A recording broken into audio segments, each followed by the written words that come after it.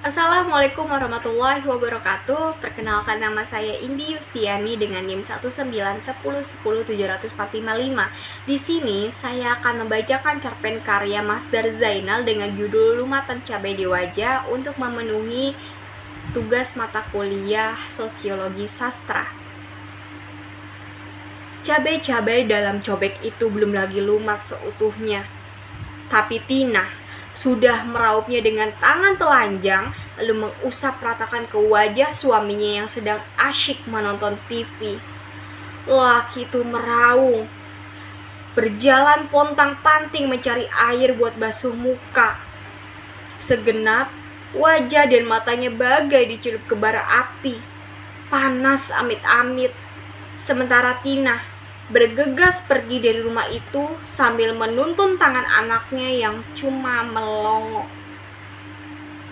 "Kita akan pergi dari rumah ini, tak usah balik," dengusnya penuh emosi. Sepanjang jalan menjauhi rumah itu, Tina membayangkan ada dinding-dinding yang ambrol. Dinding-dinding itu adalah kesabaran yang terus dia bangun dari waktu ke waktu. Sepanjang jalan menuju antah berantah itu, Tina menangis, seakan seseorang tengah menyodorkan omelan ke mukanya. "Kau menikahi lelaki yang salah, kau berada di tengah keluarga yang salah." Sementara anaknya akan tetap melongo sepanjang waktu dan akan tetap tak menggubris kemanapun Tina bakal membawanya pergi. Di dunia ini, cuma Tina yang peduli kepada bocah itu. Bocah 7 tahun yang baru menguasai beberapa perbendaharaan kata. Bocah 7 tahun yang bahkan masih kesulitan menutup bibirnya sendiri.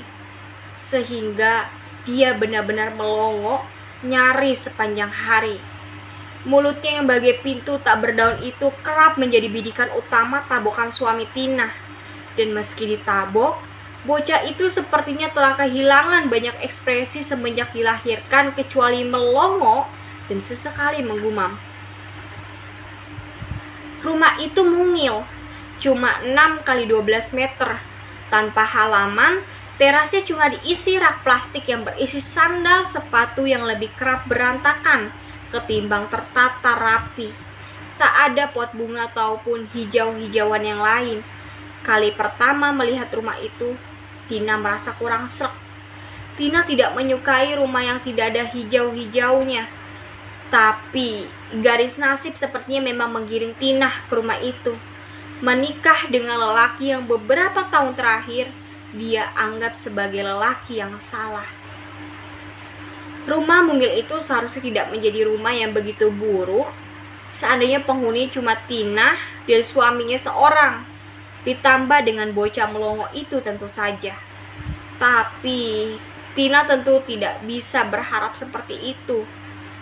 Sebab rumah mungil itu bukanlah rumah suami Tina, melainkan rumah mertua Tina. Rumah yang tak bisa Tina utak-atik sesuka hati. Dulu Tina pernah mencoba mengganti tata letak meja dan kursi di ruang tamu. Lalu, mertua Tina, terutama yang perempuan, mengoceh tak reda-reda, menyindir Tina sebagai orang lancang yang suka menyentuh barang yang bukan miliknya. Tina juga pernah mencoba menaruh 3 pot bougainville di teras rumah yang sempit itu.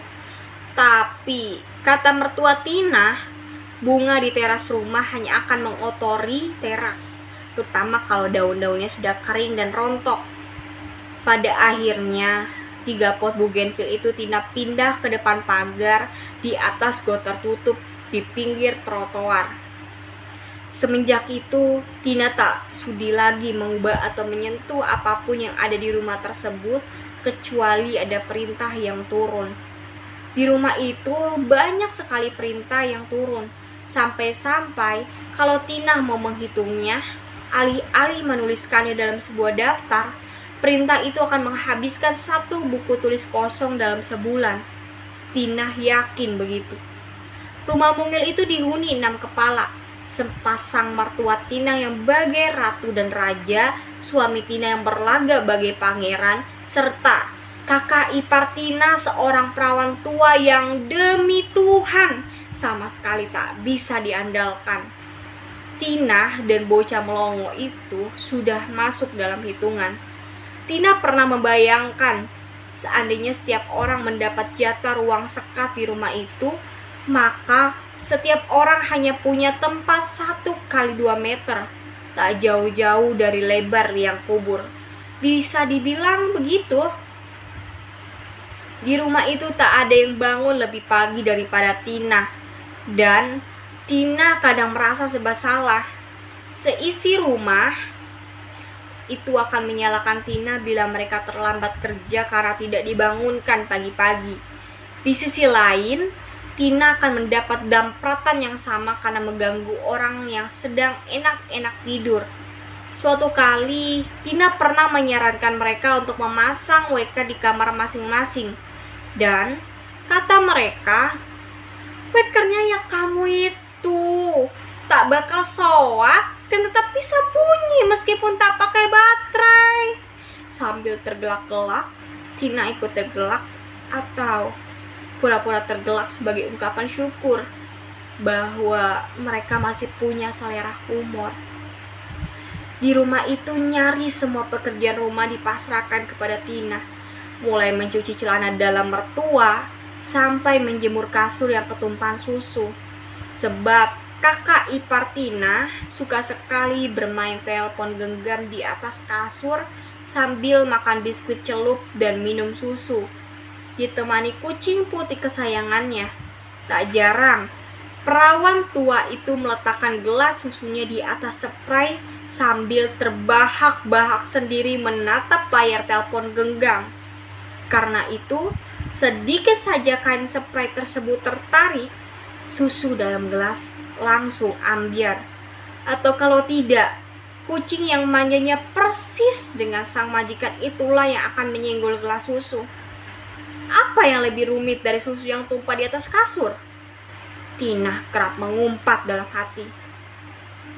Bagaimana mungkin dirinya bisa mempunyai ipar setolol itu? Bahkan anak kecil sekalipun tidak akan meletakkan gelas susu di atas kasur. Dan kalau susu itu sudah menyiram kasur, perawan tua tersebut akan teriak-teriak, mengumpat kebodohannya sendiri atau menyalahkan si kucing yang tak hati-hati, dan kembali menyerahkan semua perkara rumit tersebut kepada Tina seorang. Hanya satu pekerjaan di rumah itu yang tidak dikerjakan oleh Tina, memasak. Lidah ibu mertua Tina adalah lidah perasa dengan sensor sempurna. Tidak ada makanan yang boleh masuk ke dalam mulut orang serumah kecuali cocok dengan lidahnya. Dan sebab itu, ibu mertua Tina melarang Tina menyentuh sayur mayur dan bumbu-bumbu kecuali satu, meracik sambal. Orang serumah sepakat bahwa Tina dilahirkan untuk mengulek sambal. Bahkan, ibu mertua Tina mengakui bahwa sambal bikinannya 1 tingkat di bawah sambal lumatan Tina. Dan sebab itu, dalam urusan meja makan, Tina mendapat satu tugas utama, menyiapkan sambal. Semua orang di rumah itu tidak bisa makan tanpa pedas-pedas. Kalau tidak ada pedas-pedas, Tina bakal jadi bulan-bulanan kata-kata pedas. Sebentar saja sambal telat terhidang, orang-orang yang makan di depan TV itu bakal mengomel, mengatai Tina lelet, tidak bisa tangkas. Oh Tuhan, pikir Tina, siapa yang membuat lantai rumah ini selalu kesat, membuat piring-piring selalu beraroma jeruk, menjadikan air dalam bak mandi selalu bening. Kerap kali Tina ingin mengusapkan sambal lumatannya itu ke wajah mereka semua, sampai rata. Wajah-wajah itu tentu jauh lebih bermanfaat andai kata menjadi cobek, tempat cabai-cabai dilumat, tempat segala pedas berpusat. Tina kerap bertanya, kapan semua opera sambal yang membosankan itu bakal berakhir? Dulu, ketika hamil, Tina sempat berpikir bahwa kisah upik abu itu akan segera berakhir setelah si jabang bayi lahir. Sepertinya orang-orang di rumah itu merindukan kehadiran bocah cilik. Tapi begitu bayi itu lahir, dengan wajahnya yang melongo, orang-orang berpaling. Suami Tina sendiri nyaris tak pernah menggendong si Melongo. Bahkan semasa si Melongo masih bayi, dan pada suatu hari yang tak pernah ingin Tina ingat, suaminya pernah berseloroh dengan wajah datar. "Karma apa ini? Dikasih anak kok mirip lubang jamban begitu."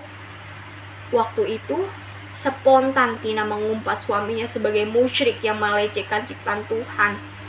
Mereka terlibat adu mulut dan ujung-ujungnya Tina mendapat bonus tamparan di pipi.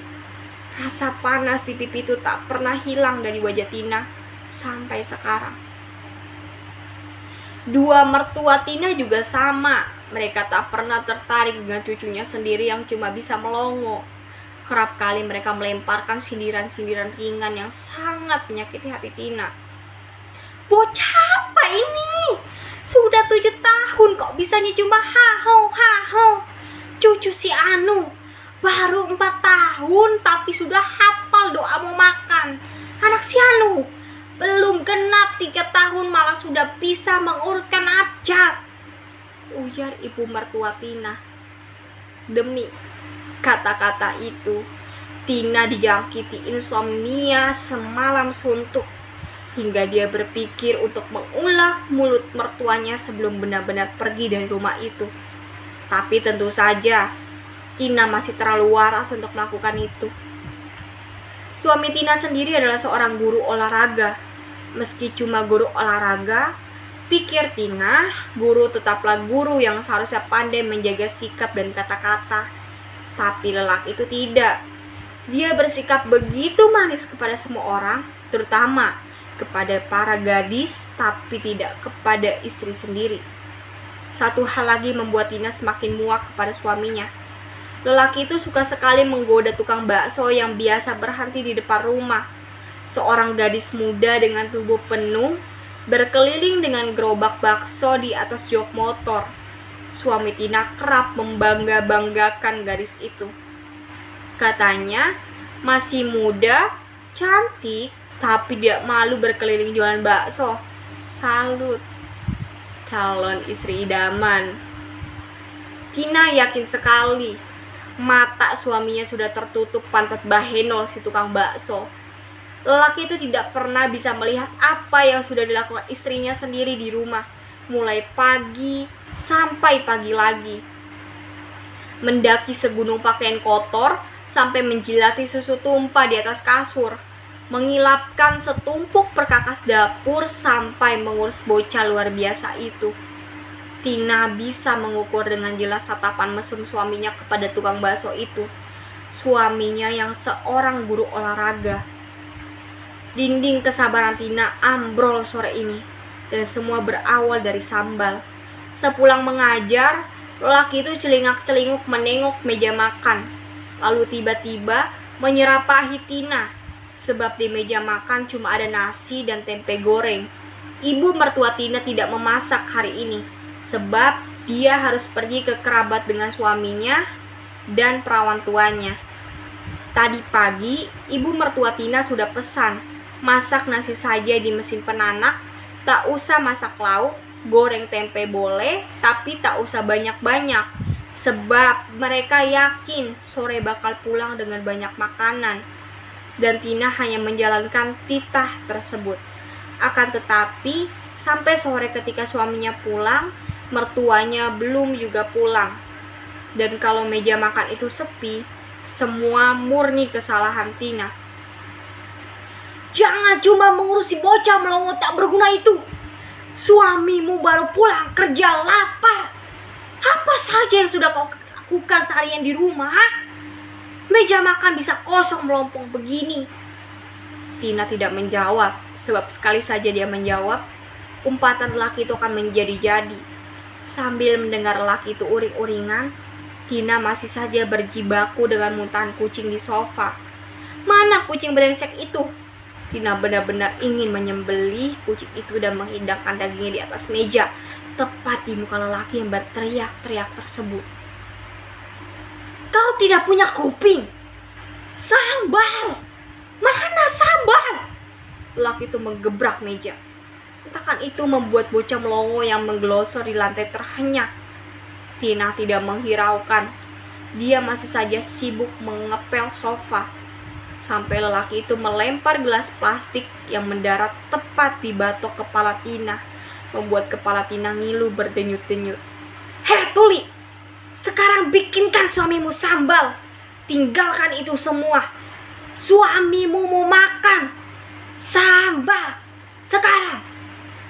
Tina mendegus sejenak, meninggalkan lap basah di atas sofa, bergegas ke lemari es, meraup puluhan cabai yang terasa begitu dingin di tangan Tina. Tanpa tomat, tanpa bawang merah, tanpa bawang putih. Di dapur, Tina membalikkan cobek yang tengkurap karena belum kering habis dicuci. Tina menumpahkan semua cabai di tangannya ke lusung cobek. Tanpa mencucinya, menyambar ulek-ulek dan menggerus cabai-cabai itu tanpa ampun. Penuh gurat emosi, keringatnya bercucuran, air matanya berlinangan, menitis ke lesung cobek, bersatu padu dengan lumatan paling pedas. Belum lagi, cabai-cabai itu lumat seutuhnya.